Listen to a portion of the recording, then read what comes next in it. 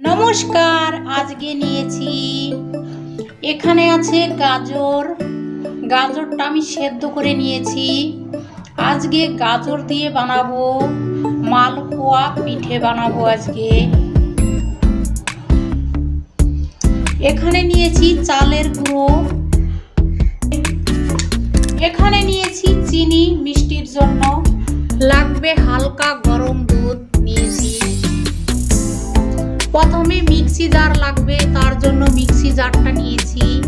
আর এখানে আছে সেদ্ধ করে রাখা গাজর, গাজরগুলো দিয়ে দিচ্ছি। দেখুন মিক্সি জারে গাজর পড়ে গিয়েছে, এখন ঢাকনটা লাগিয়ে নেব। এখানে দেখুন গাজর আমি মিক্স করে নিয়েছি, দেখি কেমন হয়েছে।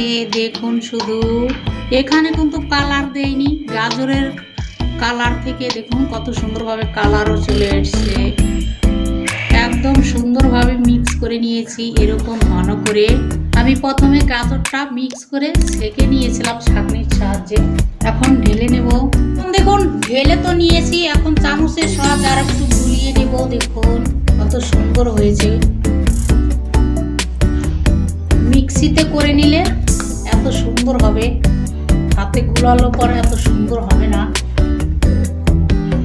অনেকটা সময় লাগে, তার জন্য আমি মিক্সিতে করে নিয়েছি। এখন ভেজে নেব।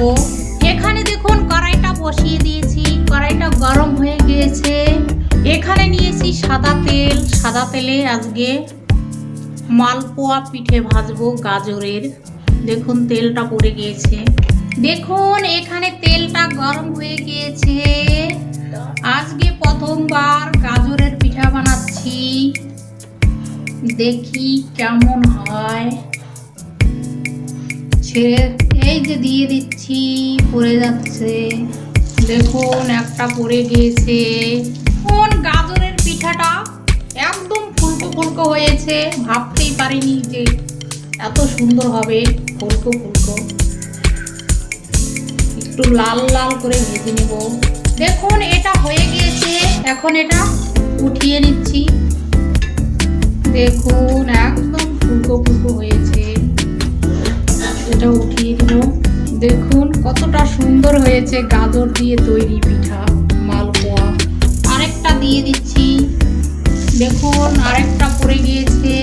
খালি শুধু দেখুন গাজরের মালপোয়া পিঠাগুলো একদম ফুলকো ফুলকো হয়েছে।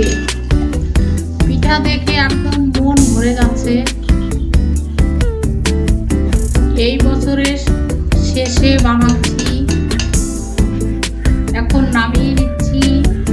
দেখুন দুটো পিঠে বানিয়ে ফেলেছি মালপোয়া, একদম ফুলকো। দেখুন এই পিঠাটাও ভেজে নিয়েছি, এখন উঠিয়ে নিচ্ছি। এখন এটা ছেড়ে দিচ্ছি। দেখুন সুন্দরভাবে হয়ে যাচ্ছে, আর দেখুন কত সুন্দরভাবে ফুলে উঠতেছে। এখন একটু উল্টিয়ে নেব। দেখুন উল্টানোটা হয়ে গিয়েছে, একদম জালিদার হচ্ছে। এই পিঠাটাও হয়ে গিয়েছে, এখন উঠিয়ে নেব। দেখুন শুধু একদম ফুলকো ফুলকো। গাজর দিয়ে যে এত সুন্দর পিঠা হয় আগে জানা ছিল না। আপনারা আমার মতো করে ঘরে এইভাবে গাজরের পিঠে বানিয়ে খাবেন। আজকে দেখুন এক থালি মালপোয়া পিঠে বানিয়েছি গাজর দিয়ে, তাও দেখুন শুধু কত সুন্দর একদম গাজরের কালার চলে এসছে। একদম শীতে পুরো জমে যাচ্ছে, আর পিঠে দেখে মনও ভরে যাচ্ছে।